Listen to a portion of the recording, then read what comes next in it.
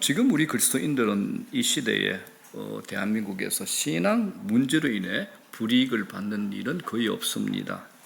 신앙 생활 때문에 고난을 즐거워하라는 말도 실감이 나지 않고 귀에 들리지 않습니다. 그런데 2000년 전에 초대교회 고난당하는 성도들에게 보낸 대표적 서신 베드로서를 보게 되면 전혀 다릅니다. 이렇게 얘기합니다. 베드로는 서신의 첫 인사 1장 1절에서부터 그 편지를 받는 수신인을 이렇게 정확하게 짚습니다. 한번 읽어볼까요? 1절 2절 시작. 예수 그리스도의 사도 베드로는 본도, 갈라디아, 갑바도기아, 아시아와 비두니아에 흩어진 나그네 곧 하나님 아버지의 미리 아심을 따라 성령이 거룩하게 하심으로 순종함과 예수 그리스도의 피 뿌리심을 얻기 위하여 택하심을 받은 자들에게 편지하노니 얘기합니다. 수신인이 나오죠. 본도, 갈라디아, 갑바도기아, 아시아, 비두니아에 흩어진 나그네들이 이 편지를 받는 수신인들입니다. 여기에 거론된 지명은 전부 지금의 튀르키예, 우리는 터키라 그러는데 요새도 튀르키예 그러잖아요. 터키에 해당합니다. 당시 지역들은 이 모든 지역이 로마의 지배를 받고 있었어요. 이 시기가 로마의 핍박으로 그리스도인들이 아주 심한 박해를 받던 시대였습니다. 네로가 핍박할 때죠. 그래서 특히 고난에 관한 이야기가 많이 나옵니다. 베드로서 보게 되면 2장 19절에 부당한 고난을 겪어도 하나님을 생각하면서 참으라. 또 4장 16절에 만일 그리스도인으로 고난을 받으면 부끄러워하지 말라라고 합니다. 자, 그런데 지금 우리입니다. 지금 우리 그리스도인들이 신앙 문제로 인해서 고난이나 핍박을 받는 일은 거의 없습니다. 이 고난을 즐거워하라 이 말이 현실적인 것 같지도 않습니다. 자, 그런데 여러분 우리가 본질적인 차원에서는 로마 제국 시대나 2000년 전에 사도 베드로가 이 서신을 보내는 그 시대나 오늘 이 시대나 별로 다를 게 없을 것 같습니다. 우리 시대도 로마 제국 시대와 마찬가지로 기독교를 무시하고 또 외면하고 기독교가 혐오의 대상이 되기도 합니다. 청년 크리스찬들이 주변 친구들과의 대화에서 이런 말을 듣는다고도 합니다. 아니, 너처럼 괜찮은 친구가 아직도 교회에 나가냐? 이런 말도 이제 청년들이 듣는다고 합니다. 교회 다니는 사람이 어딘가 이상한 사람으로 취급을 받는다는 거죠. 그래서 청년들은 웬만하면 교회는 나가는데 교회에 다니는 티를 내지 않는다라고까지 합니다. 인간관계에서만이 아니라 이 시대 정신 자체로 인해서 우리 그리스도인들은 어려움을 겪습니다. 이 시대는 신앙하고 전혀 다르게 돈을 숭배하도록 강요하고 자아를 숭배하도록 유혹합니다. 그러다 보니 자기에게 손해만 되지 않고 괜찮은 것은 무엇이든지 다 할 수 있다는 생각을 하고 삽니다. 책임질 수 없는, 책임지지 않는 방종적 자유에 자기를 맡기는 거죠. 그러다 보니까 이제 창조 질서를 무너뜨리는 동성애조차도 이건 사랑이 담긴 낭만적인 것이야, 인류애적인 것이야 라고 생각하고 수긍을 하기까지 합니다. 무서운 거죠. 이런 시대를 살다 보니까 그리스도인들이 이제 정체성의 혼란까지 겪습니다. 세상에서의 정체성, 교회 안에서의 정체성 사이에서 갈등을 느끼는 거죠. 이런 갈등 때문에 결국에 신앙을 포기하는 사람들도 있고 아니면 나는 젊어서는 안 되겠다. 나이 들어서 내 신앙생활을 해야 되겠다라고 결단하는 사람까지도 있다고 합니다. 자, 사랑하는 여러분, 그런데 우리가 역설적으로 한번 생각해 봅시다. 만일 하나님과 그분의 진리를 경험한 사람이라면 그렇게 살라고 해도 그렇게 살지 못할 겁니다. 저는 그렇게 믿습니다. 하나님과 하나님의 진리를 경험한 사람이라면 어떤 핍박이나 어떤 외면이나 어떤 거절이나 어떤 두려움에 빠진다 하더라도 하나님과 하나님의 진리를 경험한 사람이라면 그렇게 살지 못할 것이라는 겁니다. 전 세계에서 가장 큰 부자가 누군가요? 제가 보니까 그 사람은 매일입니다. 매일 1억씩 써도 100년 동안 매일 1억씩 써도 평생 다 쓰지 못합니다. 조사를 해봤더니 일론 머스크라는 사람은 하루에 100억씩을 쓰는데도 100년 동안 하루에 100억씩 써도 남아요. 우리 삼성의 이재용 젊은 회장은 매일 4억씩을 써도 남는답니다. 100년 동안. 자, 그런데 한번 생각해 볼게요. 이 사람들도 살다가 늙어 죽습니다. 돈이 없어 불편하고 고민하는 서민들처럼 돈이 넘치는 부자도 고민하고 힘들어야 할 것이 많다는 것을 우리는 알고 있습니다. 큰 부자였다는 사실이 역사책에는 기록이 되겠죠. 그런데 죽을 때 그 많은 돈으로 행복했다라고 고백하지는 않을 겁니다. 돈은 우리의 영혼을 절대 만족시키지 못하기 때문입니다. 돈으로 얻을 수 있는 소유적인 기쁨은 절대로 우리 영혼을 채워주지 못합니다. 다 가져도 행복할 것 같은데 다 가져도 불안합니다. 그러나 예수 믿는 우리는 영혼을 채우는 존재적인 기쁨을 하나님으로부터 선물 받아 경험하고 사는 자들입니다. 여러분, 존재적 기쁨을 경험하고 추구하고 살아가는 사람의 삶보다 더 참되고 의미 있는 삶을 살아갈 수 있을까요? 저는 단연코 없다라고 생각하고 믿습니다. 존재적 기쁨이 하나님이 택하시고 구원하신 우리에게 주신 가장 놀라고 귀한 선물입니다. 자, 하나님께서 우리에게 주신 가장 위대하고 강한 선물이 뭘까요? 삼위 하나님이신 성령 하나님을 우리에게 보내주신 겁니다. 우리 안에, 내 안에 거하시도록 해주신 겁니다. 여러분, 아무리 두렵고 어려운 일을 만나고 아무리 곤란한 일을 만나더라도 내 안에 예수 그리스도가 영으로 성령으로 계신다는 것, 이거 한번 묵상해 보십시오. 내가 망하면 누가 망하는 겁니까? 내 안에 계신 하나님이신 이분이 망하는 겁니다. 내가 잘못되면 이분이 영광을 못 받으시는 겁니다. 이런 믿음 가지고 사시라는 겁니다. 제발 세상 앞에서 쫄지 말고 고개 숙이지 말고 비굴해지지 말고 두려워하지 말고 내 안에 계신 그분을 생각하시면서 담대하고 또 멋지게 또 거룩하고 선하게 살아가자라는 겁니다. 이게 현실이고 진실입니다. 저와 여러분들 이렇게 보고 있잖아요. 이게 현실이죠. 내 안에 예수님이 계신 게 더 현실이고 더 실제고 더 사실입니다. 안 믿긴다는 얼굴인데 여러분들 그렇게 안 믿습니까? 내 안에 계신 이분이 더 현실이고 더 사실이고 더 실제라는 겁니다. 우리가 이 믿음만 있어도 우리 삶이 훨씬 풍성하고 부유해질 겁니다. 자, 성령을 우리에게 보내주신 것, 우리 안에 거하시도록 해주신 것. 그런데 성령이 무엇을 하시는가? 하나님이 우리에게 은혜로 주신 것들을 다 알게 하신 겁니다. 여러분도 은혜 받으시니까 다 알게 됩니다. 자, 고린도전서 2장 12절 다 같이 시작. 우리가 세상의 영을 받지 않고 하나님으로부터 온 영을 받았으니 이는 우리로 하여금 하나님께서 우리로 은혜로 주신 것들을 알게 하려 하심이라. 우리는 하나님으로부터 온 영을 받았습니다. 이분이 누굽니까? 성령이죠. 성령은 우리 안에서 뭘 하십니까? 하나님께서 우리에게 은혜로 주신 모든 것들을 알고 깨닫게 하는 겁니다. 찬양과 기도 은혜가 되잖아요. 말씀이 귀에 들어와 눈으로 읽고 묵상하며 은혜를 받는 것 딱 하나입니다. 내 안에 성령이 계시기 때문에 그렇습니다. 교회 오는데 기대감이 생겨. 교회 가고 싶어. 기도하고 싶어. 교회 올라오는데 눈물이 나. 예배 시간에 나도 모르게 자꾸 눈물이 흘러. 내 안에 성령이 계시기 때문에 일어날 수 있는 영적인 반응입니다. 자, 성령이 우리에게 하시는 가장 핵심적인 게 뭐냐? 하나님 말씀, 성경을 통해서 하나님을 알도록 해주신 겁니다. 자, 그렇다면 우리들 손에 쥐어진 이 하나님 말씀이 하시는 일이 뭘까요? 자, 시편 19편 7절 이렇게 얘기합니다. 시작. 여호와의 율법은 완전하여 우리의 영혼을 소성시킨다. 여호와의 율법이 뭡니까? 하나님 말씀, 성경이죠. 자, 소성이 뭡니까? 이게 이미 죽었다라는 것을 전제로 하는 게 소성이죠. 죽었던 우리 영혼이 하나님 말씀을 통해서 다시 살아난다. 이게 소성입니다. 그러므로 여러분, 이 하나님 말씀의 위력은 대단합니다. 죽었던 영혼을 살립니다. 하나님 말씀으로 소성되어지기 전에 우리는 망가져 있었습니다. 왜 망가져 있을까요? 죄 때문입니다. 죄의 세력이 확장되어 영혼이 계속 망가져 가는 겁니다. 죄가 뭘까요? 죄는요, 내가 하고 싶은 대로 사는 거, 이거 죄입니다. 여기에 기준이 없습니다. 자기 하고 싶은 대로 살아가다 보면 인간은 반드시 망가지게 되어 있습니다. 요즘 사람들 보게 되면 저는 느낍니다. 아, 저분들 영혼이 망가져 있다라는 것을 보게 됩니다.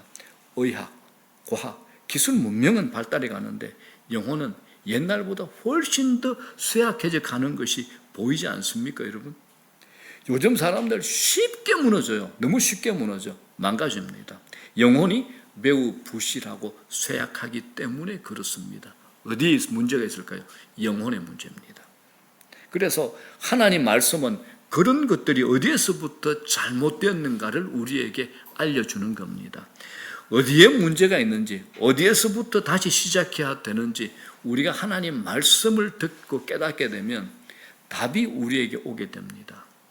결국 말씀을 듣게 되면 잘못된 것이 무엇인 것을 깨닫게 되고, 깨달음이 깊어질 때 내 안에 회개가 일어납니다. 주님 앞에 나가는 거죠. 회개할 때 그때부터 우리의 영혼이 소성이 되는 겁니다. 병든 영혼이 새롭게 되는 게 뭘까요? 하나님 말씀입니다. 말씀을 들으면 변화가 일어납니다. 삶이 달라지고 얼굴도 바뀝니다. 내가 누군지, 내가 어떻게 살아야 되는지, 무엇을 위해 존재하는지를 알게 됩니다. 그래서 오늘 우리가 읽은 시편 119편, 성경 가운데 제일 긴 장이죠. 176절까지 있습니다. 시편 기자는 97절에서 이렇게 자신을 고백합니다. 뭐라 그럽니까? 시작. 내가 주의 법을 어찌 그리 사랑하는지요. 내가 그것을 종일 작은 소리로 읊조리나이다. 아멘. 오늘 말씀 시편 119편 안에만 하더라도 하나님 말씀을 사랑한다, 이 표현이 11번 나옵니다. 여러분, 나는 하나님 사랑합니다, 하나님 말씀을 사랑합니다, 이 표현은 모두가 하나님을 사랑한다는 말입니다. 하나님 말씀을 사랑한다는 말씀도 하나님을 사랑한다는 같은 표현입니다. 오늘 시편을 기록한 이 시인은 자기가 사랑하는 말씀, 주의 법을 종일 작은 소리로 읊조린다라고 말합니다. 종일이라는 말은 말씀에 대한 시인의 사랑을 얼마나 강조하는 표현이 됩니까? 여러분, 사랑하는 사람이 생기면 어떤가요? 연애 안 해보셨나요? 종일 생각한다는 겁니다. 종일, 그죠? 이렇게 말하는 겁니다. 자, 그러면 우리가 하나님을 사랑하는 것을 어떻게 확인할 수 있습니까? 중요한 한 가지 방법이 있습니다. 하나님 말씀을 얼마나 사랑하는가를 확인하는 겁니다. 여러분, 인격과 말은 분리되지 않습니다. 인격과 말은 절대 분리되지 않습니다. 성령께서 하나님 말씀을 통하여 우리 마음에 하나님을 향한 사랑의 불을 붙여주시는 겁니다. 그래서 사랑하는 주의 말씀을 종일 읊조립니다 라고 표현합니다. 읊조린다는 말이 뭡니까? 되새긴다, 반복한다, 생각한다, 묵상한다라는 의미입니다. 핵심은 그 말씀을 사랑한다라는 겁니다. 하나님을 믿지 않는 사람이라도 이 하나님 말씀을 좋아할 수 있습니다. 그러나 하나님의 말씀을 믿고 경외하는 사람만이 하나님 말씀을 사랑할 수 있습니다. 하나님 말씀을 사랑하는 것은 거듭난 성도에게 주시는 성령님의 선물이 되는 겁니다. 그러므로 성경이 우리에게 일관되게 가르치는 게 있습니다. 주의 법을, 이 하나님 말씀을 사랑하고 묵상하는 일은 우리의 인격과 성품 전체에 영향을 미치는 겁니다. 여러분, 반드시 그렇습니다. 여러분들이 이 하나님 말씀을 사랑해 보십시오. 여러분들의 인격과 여러분의 성품이 다 바뀝니다. 부정적인 사람, 이 짓눌려 있는 사람, 바깥에 못 나가는 사람, 사람들 관계 힘들어하는 사람, 이 모든 것들 여러분 이 말씀을 통해서 우리가 바뀌어질 수 있습니다. 눈이 열립니다. 시야가 바뀝니다. 분별력이 생기고 명철과 지혜를 얻게 됩니다. 뭐 때문에요? 성령께서 이 말씀을 지금도 보증하시기 때문에 그렇습니다. 그래서 크리스토퍼 애쉬라는 유명한 신학자는 이 구절을 설명하면서 말씀의 기쁨이라는 그의 책에서 성경을 먹어치우는 그리스도인이라는 이 말을 사용합니다. 오늘 설교 제목이 제가 이 표현을 인용한 겁니다. 성경을 먹어치우는 그리스도인. 자, 성경을 먹어치우는 그리스도인이 뭡니까? 이 하나님 말씀에 집착한다는 겁니다. 제발 딴 데 집착하지 마시고 하나님 말씀에 제발 좀 집착하십시오. 하나님 말씀에 집착합시다. 대상을 바꿔보는 겁니다. 성경 말씀을 먹어치우는 그리스도인이 된다면 그 사람은 하늘의 지혜를 얻어서 지혜로운 사람이 될 겁니다. 자, 여러분들에게 제가 묻고 싶습니다. 여러분들은 매일 그리고 종일 하나님의 말씀을 사랑하며 묵상하십니까? 하나님 말씀이 기쁨이 되십니까? 이 말씀으로 인해서 주님을 향한 사랑에 불이 지펴지는 경험을 했습니까? 이 말씀이 내 삶의 길을 안내한다, 이걸 경험한 적이 있습니까? 어떻습니까? 이건 자신들에게 질문하셔야 돼요. 나는 성경 읽는데 주의 말씀은 내 길의 빛이라는데 정말 내가 이 주의 말씀을 사랑하는가, 묵상하고 있는가? 이 말씀이 내게 기쁨이 되는가? 이 말씀으로 내가 주님을 향한 사랑에 이 마음에, 내 마음에 불이 지펴지는가? 이 주님의 말씀이 내 삶의 길을 안내하고 있는가? 자신들에게 정직하게 질문하고 답변하셔야 됩니다. 하나님께서 당신의 말씀에 대한 체험과 고백을 이렇게 기록하게 하시면 우리를 위함입니다. 그런 은혜를 경험하라고 우리를 초대한 거 아니겠습니까? 그래서 오늘 본문은 성경을 먹어치우는 그리스도인 그 사람에게 주어지는 세 가지 결과를 상세하게 설명합니다. 첫 번째입니다. 성경을 먹어치우는 사람에게 주시는 하늘의 지혜, 첫 번째, 원수보다 나은 지혜입니다. 왼수보다 나은 지혜. 우리가 사람 때문에 굉장히 힘들잖아요. 그죠? 저 왼수, 집에도 있고 바깥에도 있고, 아유 저 왼수 덩어리, 왼수보다 나은 지혜입니다. 자, 여러분, 말씀을 사랑하여 그 말씀을 먹어치우는 사람에게 주어지는 축복, 첫 번째는 다 같이 합니다. 시작. 원수보다 나은 지혜, 이걸 얻는 겁니다. 예수 믿는 사람 우리한테 왼수는 없지만 순간순간 이 남편 왼수 생기잖아요. 그죠? 아내 왼수. 그런데 말씀을 통해서 내가 그 사람을 이길 수 있는 지혜를 얻을 수 있는 겁니다. 자, 98절에 이렇게 설명합니다. 시작. 주의 계명들이 항상 나와 함께하므로 그것들이 나를 원수보다 지혜롭게 하나이다. 자, 예수님께서 이 땅에 오셔서 고향 회당에서 가르칠 때 사람들은 예수님의 지혜에 대해서 놀라워 이렇게 말을 합니다. 뭐라 그럽니까? 이 사람의 이 지혜와 이 능력이 어디서 났느냐라고 놀라워하죠. 예수님은 하나님 말씀에서 지혜를 얻으셨습니다. 유대 관원들이, 바리새인들이, 서기관들이 어떻게 하든지 예수님을 굴복시키려고 했지만 지혜로 예수님을 이길 수 있는 자는 없었습니다. 예수님의 지혜는 하늘에서 얻은 지혜였기 때문입니다. 여러분, 원수는 나를 대적하는 사람들이지만 우리에게 더 큰 원수가 있죠. 누굽니까? 사탄입니다. 사탄 마귀입니다. 사탄은 아주 간교한 영물입니다. 여러분, 우리 예배당에 물어볼게요. 사탄이 있을까요? 없을까요? 있습니다. 여러분 마음에 사탄이 있을까요? 없을까요? 있습니다.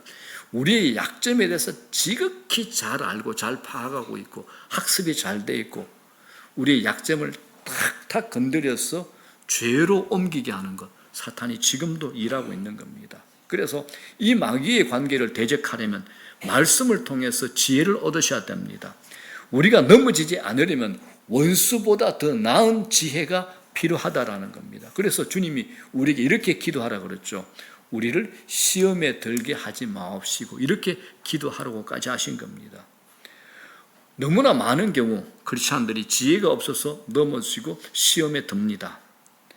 그러나 주의 말씀은 잠자는 우리의 영혼을 깨워서 우리를 각성하게 할 뿐 아니라 원수보다 지혜롭게 해서 시험과 악으로부터 우리를 지켜주는 겁니다. 말씀을 먹어치우는 사람은 원수보다 지혜롭습니다. 여러분, 말씀을 이렇게 묵상하다 보면, 먹어치우며 묵상하다 보면 내 인생에 장애물이 어디에 있는가 다 보입니다.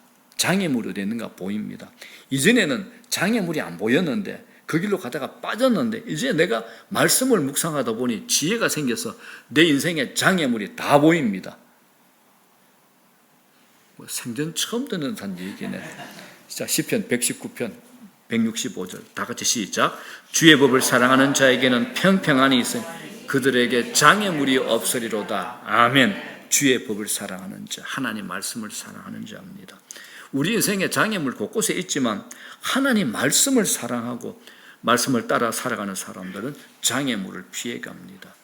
이 세상 속에는 속임수가 많고 거짓이 난무합니다. 아차 하면 걸려들죠. 말씀으로 지혜의 문이 열리지 않으면 장애물에 걸려 넘어집니다. 우리는 말씀을 통하여 지혜를 얻습니다. 그 지혜는 세상의 어떤 것과도 비교할 수 없는 지혜, 원수를 이길 수 있는, 사탄 마귀를 이길 수 있는 지혜를 얻는다는 겁니다. 두 번째입니다. 말씀을 먹어 치우는 사람은 스승보다 나은 명철함을 얻습니다. 스승보다 나은 명철함. 자, 99절 시작. 내가 주의 증거들을 늘 엎조림으로 나의 명철함이 나의 모든 스승보다 나으며. 아멘. 자, 이 명철함이 뭘까요? 통찰과 깨달음을 의미합니다. 여기서도 시편을 기록한 시인은 하나님 말씀을 먹어치우는 것을 주의 증거들을 늘 엎조리며 이렇게 표현을 합니다. 자, 늘 이 시간 부사를 주의하십시오. 때때로 그렇게 하는 것이 아니라 굶주림 사람처럼 개걸스럽게 하나님의 말씀을 대하는 태도를 보여주는 겁니다. 엎조린다는 것, 다시 말씀드립니다. 말씀을 묵상하는 것, 되새기는 것을 가리킵니다. 주의 말씀이 늘 자신 안에 거하게 하는 겁니다. 성경이 말하는 묵상은 동양 종교가 말하는 묵상과는 다릅니다.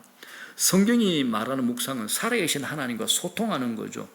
동양 종교의 명상은요, 마음과 생각을 비우는 거잖아요. 그러나 우리의 묵상은 하나님 말씀으로 내 마음과 생각에 다 채워 넣는 겁니다. 다른 종교들은 비우는 거, 우리는 하나님의 것을 채우는 겁니다. 기독교는 체험의 종교입니다. 아무리 비워봤자 사탄 마귀가 가만히 있지 않습니다. 자꾸 엉뚱한 거 집어넣습니다. 그러므로 우리는 끊임없이 하나님의 것을 채워야 되는 겁니다. 기독교는 체험의 종교입니다. 묵상에 대한 기독교 최고의 신학자 제임스 패커가 기독교 묵상을 이렇게 설명을 합니다. 묵상이 뭐냐? 다 같이 읽습니다. 시작. 하나님이 하신 일과 약속에 대하여 우리가 알고 있는 일들을 생각하고 살펴보며 적용하는 활동이다. 묵상의 목적은 하나님에 관한 영적 시각을 밝게 하는 것이며 하나님의 진리가 내 마음과 생각에 완전하게 합당한 영향을 주도록 하는 것이다. 아멘. 묵상은 우리 영적 시각을 밝게 해줍니다. 영안이 열리는 거죠. 이걸 뭐라 그럽니까? 옛날에 어른들이 영빨이 있다 그래요. 영빨. 하나님의 진리가 내 마음과 생각을 완전히 장악하고 합당한 영향을 주도록 열어놓는 겁니다. 이게 묵상입니다. 하나님의 것이 나를 끌고 가는 거죠. 자, 오늘 본문 보십시오. 이 시편을 기록한 시인은 늘 주의 증거들, 주의 말씀을 묵상한다라고 고백을 합니다. 그러니 어떻게 모든 스승보다 나은 명철함이 자기의 것이 되지 않겠습니까? 한 사람의 인격과 영혼의 하나님 말씀이 채워지는 것을 철로 역정을 지은 저자 존 번연보다 더 잘 보여준 인물은 없을 겁니다. 존 번연이 누굽니까? 이 사람은 정식 교육을 받지 못한 땜쟁이입니다. 땜쟁이, 철로 역정을 쓴 사람. 그래서 찰스 스펄전이 존 번연에 대해서 이렇게 말을 합니다. 존 번연은 영혼이 흠뻑 빠져들 때까지 성경을 읽었습니다. 그의 작품들은 아름다운 시로 충만합니다. 가장 감미로운 철로 역정을 읽을 때 이 사람은 정말 살아있는 성경이네라고 우리가 말할 수밖에 없도록 만들었습니다.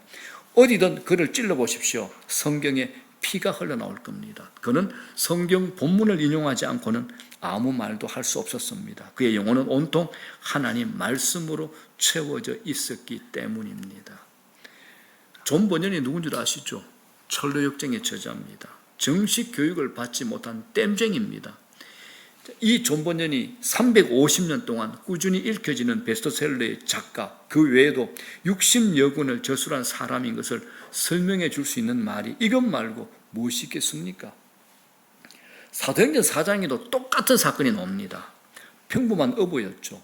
촌놈 베드로 요한이 당시 그 똑똑한 공회원들, 지금 말하면 국회의원들, 제사장들, 바리새인들, 서기관들, 엘리트들 앞에서 명철함으로 담대하고 조리 있게 복음을 말할 수 있었던 것은 하늘에서 주신 지혜 때문이었습니다. 하나님 말씀 때문이었습니다. 스승보다 나은 명철함입니다. 자, 성경, 우리가 성경을 먹어치우는 것 세 번째입니다. 주의 말씀을 먹어치우는 사람이 얻게 되는 결과는 노인보다 나은 명철함입니다. 이게 뭐냐? 영적 분별력이죠. 자, 하나, 둘, 셋, 다 같이. 하나, 원수보다 나은 지혜입니다. 둘, 스승보다 나은 명철함입니다. 셋, 노인보다 나은 명철함입니다. 100절 시작. 주의 법도들을 지킴으로 나의 명철함이 노인보다 나으니이다. 여기서 명철은 분별력으로 이해할 수 있는 단어입니다. 여기서 특별히 강조되는 게 또 있죠. 주의 법도들을 지킴으로입니다. 하나님 말씀은 여러분 듣는 거 이 대상만이 아닙니다. 내가 말씀을 들었으면 행해야죠. 순종해야죠. 그래서 야고보 사도는 이렇게 권면합니다. 야고보서 1장 22절 다 같이 시작. 너희는 말씀을 행하는 자가 되고 듣기만 하여 자신을 속이는 자가 되지 말라. 아멘. 말씀을 들었으면 순종하라는 겁니다. 말씀을 행하는 자가 되라는 겁니다. 듣기만 해가지고는 자신을 속이는 거라는 거죠. 말씀을 듣기만 하여 자기 생각 속에만 가두어져서는 안 됩니다. 말씀을 행하는 자, 말씀에 순종하는 것이 하나님 말씀을 바로 대하는 것이라는 겁니다. 그래서 하나님께서 여호수아에게 모세를 이어서 이스라엘 지도자가 될 때 이렇게 명령하셨습니다. 여호수아 1장 8절 시작. 이 율법책을 내 입에서 떠나지 말게 하며 주야로 그것을 묵상하여 그 안에 기록된 대로 다 지켜 행하라. 그리하면 내 길이 평탄하게 될 것이며 내가 형통하리라. 아멘. 여러분들이 제일 원하는 것 분별력입니다.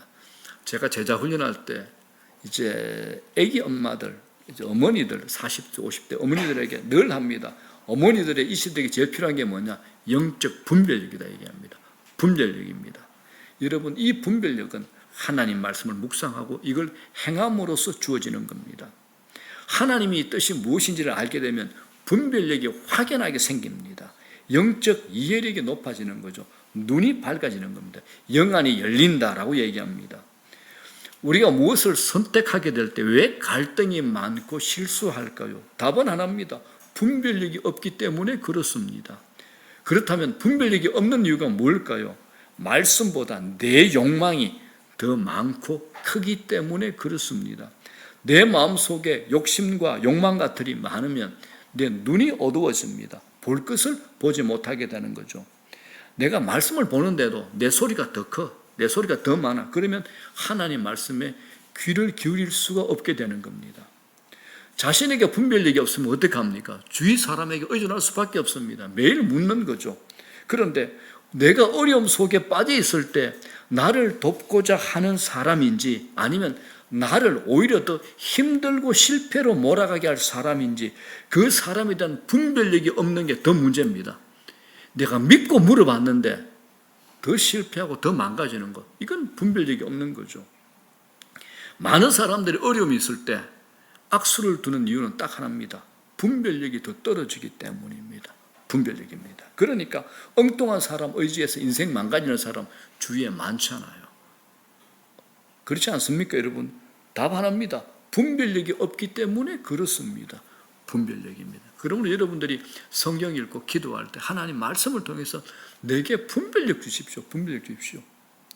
반드시 기도하셔야 합니다. 우리 아이들에게도 분별력을 달라고 반드시 기도하셔야 됩니다. 우리 주위에 함정이 얼마나 많습니까? 이 세상이 정글 아닙니까? 뱀들이 기다니고 나를 헤아리는 온갖 해충들, 영적 해충들이 우리를 덤벼들잖아요. 분별력 없으면 방향을 잃어버리죠. 길을 잃어버립니다. 분별력입니다. 이 시대는 분별력의 싸움입니다. 시편 1편 1절 뭐라 그럽니까? 다 같이 시작. 복 있는 사람은 악인들의 꾀를 따르지 아니하며 죄인들의 길에 서지 아니하며 오만한 자들의 자리에 앉지 아니하며. 자, 무슨 말입니까? 복 있는 사람은 내 옆에 악인, 죄인과 죄인된 것들, 교만한 자들을 구별할 줄 안다는 겁니다. 실제로 우리 주변에 악인들, 죄인들, 오만한 자들 널려 있잖아요. 우리를 꿰는 자들이 수두룩합니다. 그런데 복 있는 사람은 그 사람들을 볼 줄 안다라는 겁니다. 우리 인생의 실패가 대부분 사람들 때문이잖아요. 누구 말 믿고 보증 썼어? 누구 말 믿고 엉뚱한 데 투자했어? 누구 말 믿고 따라서 그거 샀어? 대부분 거기에 다 실수합니다. 답은 하나입니다. 분별력입니다. 그러므로 악한 자들에게 영향을 받지 않으려면 어떻게 해야 됩니까? 이 말씀을 통해서 분별력을 가지시라는 겁니다. 그래서 시편 1편 1절에 복 있는 자가 어떤 자인가 2절에 이렇게 설명을 합니다. 시작. 오직 여호와의 율법을 즐거워하여 그의 율법을 주야로 묵상하는 자로다. 아멘. 말씀을 묵상하는 사람이 분별력을 가지고 복 있는 사람입니다. 말씀이 내 안에 있기 때문에 악인의 꾀를 따르지 않고 죄인의 길에 서지 않고 오만한 자들의 자리에 앉지 않는 분별력을 갖게 되는 겁니다. 그 사람이 복된 삶을 살 수 있습니다. 진리의 눈이 열리면 나를 도와주는 사람인지 망하게 하는 사람인지 구분하게 됩니다. 이 눈이 열려야 됩니다. 말씀의 기준이 분명하면 혼란스럽지 않습니다. 어떤 일을 결정할 때 내 안에 갈등은 많은데 내 안에 분명한 기준이 없으면 갈등하게 되죠. 그 기준이 뭐가 되어야 될까요? 하나님 말씀이 되어야 됩니다. 말씀이 기준이 되어야 됩니다. 내 생각, 내 고집, 내 안에서 나오는, 내 경험에서 나오는 이론이 아니라 말씀에 대한 기준이 있으면 구분이 생긴다라는 겁니다. 이 갈등이 왜 생길까요? 우리 삶에서 갈등이 왜 생길까요? 기준이 없기 때문에 그렇습니다. 그래서 말씀은 일종의 다림주라고 같죠. 말씀이 기준이라는 겁니다. 그래서 성경을 캐논, 자라고 합니다. 자.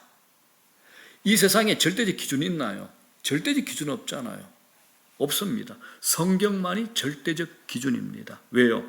하나님이 우리에게 삶의 원리와 법칙을 정하신 분이기 때문에 그렇습니다. 하나님께서 정하셨기 때문에 그렇습니다.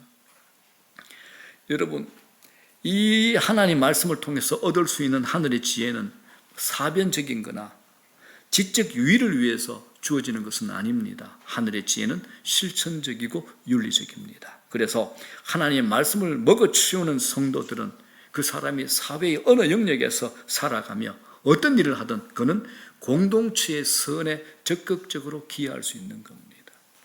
여러분들, 내가 있는 공동체, 회사나 어떤 조직에 잘 될 때는 모릅니다. 불황이나 곤란한 일이나 위험에 빠질 때는 누가 나타나느냐? 반드시 하나님을 믿는 사람, 진리를 아는 사람이 빛이 납니다. 저는 경험했습니다. 저도 회사를 다녀봤잖아요. 대기업, 큰 우리나라 글로벌 기업은 아니었으면 나름 대기업에 다녀봤습니다. 그때 저는 대리였는데도 대표이사가 저를 부르더니 우회적으로 이것저것 물어보셨어요. 손대리 어때? 답은 하나입니다. 제가 성경을 읽고 기도하는 걸 아시거든요. 주일마다 교회 나가는 걸 알거든요. 딴 친구들 다 술 먹고 당구 치고 놀러 가고 저녁에 퇴근하면 술집에 가고 할 때 저는 집에 바로 가고 주일날은 예배 드리는 거 그걸 다 알거든요. 그러니까 저를 불러서 물어보더라고요. 시간이 지나고 난 다음에 알았습니다. 그 한참 시간이 지난 다음에 그분과 같이 식사할 때 그 대표이사께서 저한테 얘기를 하시더라고요. 여러분, 하늘의 지혜를 가지셔야 됩니다. 우리를 변화시킵니다. 그래서 103절에 뭐라 그럽니까? 주의 말씀의 맛이 내게 어찌 그리 단지요 내 입에 꿀보다 더 다니이다. 이런 경험할 수 있기를 주의 이름으로 축원합니다.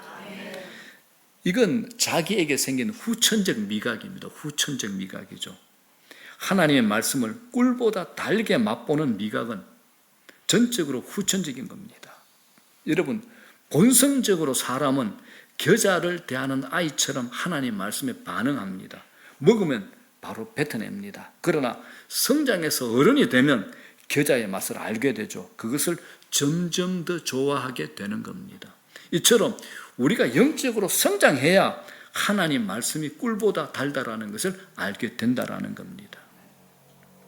지금 우리 교회에서 전 교인이 성경 읽기를 함께 하고 있는데 여러분들에게 박수를 보냅니다.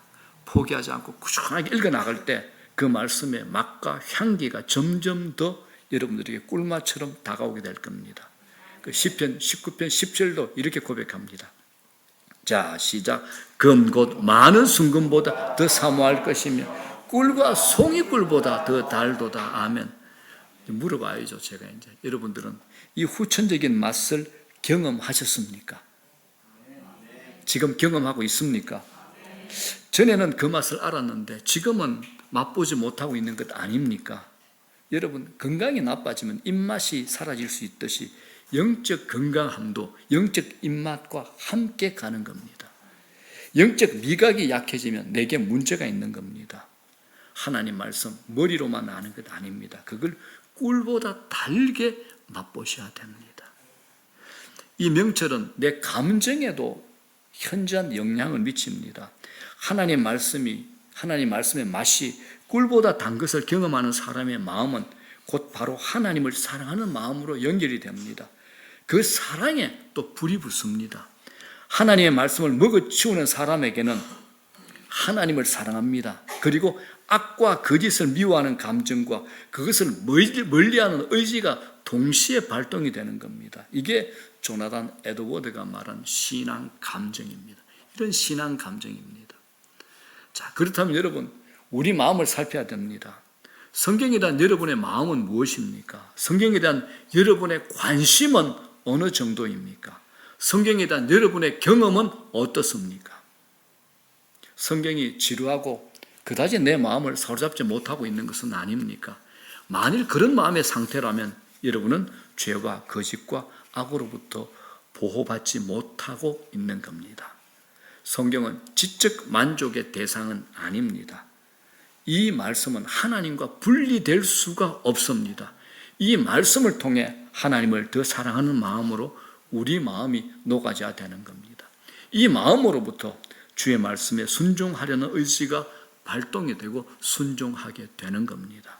그렇게 할 때 첫 번째가 뭐였죠? 원수보다 더 지혜롭고, 두 번째는요, 모든 스승보다 더 명철하고, 세 번째는 노인보다 명철한 분별력이 있는 하나님의 사람, 경건한 어른으로 세워지는 겁니다. 경건한 어른으로요. 그러므로 우리 모두는 오늘 당장 하나님 말씀 앞으로 달려나가야 되는 겁니다. 말씀 정리합니다. 우리가 일생을 사는 동안 중단 없이 해야 하는 일이 있습니다. 우리가 평생토록 매일 밥을 먹고 반복하며 살아가듯이 하나님의 말씀을 그렇게 매일 먹고 사는 겁니다. 우리 신앙생활은 말씀에 대한 태도에 따라서 결정이 됩니다. 말씀을 가까이 대하고 하나님 말씀을 사랑하고 말씀을 열심히 공부하고 말씀을 지켜가는 사람은 영적으로 변화가 일어나고 성장합니다. 눈이 열리고 분별력이 생기고 지혜가 생기는 겁니다. 그렇게 하나님 말씀을 먹어치우는 그리스도인이 되면 그 말씀이 우리를 뭐죠? 원수보다 지혜롭게 하고 모든 스승보다 명철하게 하고 뛰어난 노인보다 분별력 있게 만들어 줄 겁니다. 성경이 우리에게 하신 약속입니다. 제가 만들어낸 거 아니잖아요. 이 말씀을 먹으면 먹을수록 이 말씀으로 우리가 성장하면 성장할수록 여러분은 오늘 이 시편의 이 시인이 꿀보다 더 단아이라는 고백을 우리의 고백으로 하게 될 겁니다. 그리고 하나님을 사랑하게 될 겁니다. 여러분 자신과 우리의 사랑하는 자녀들에게 성경보다 더 좋은 양약은 없습니다. 금생과 내생에서 말입니다. 우리 자녀들도 어려서부터 성경을 먹어치우는 사람들로 양육합시다.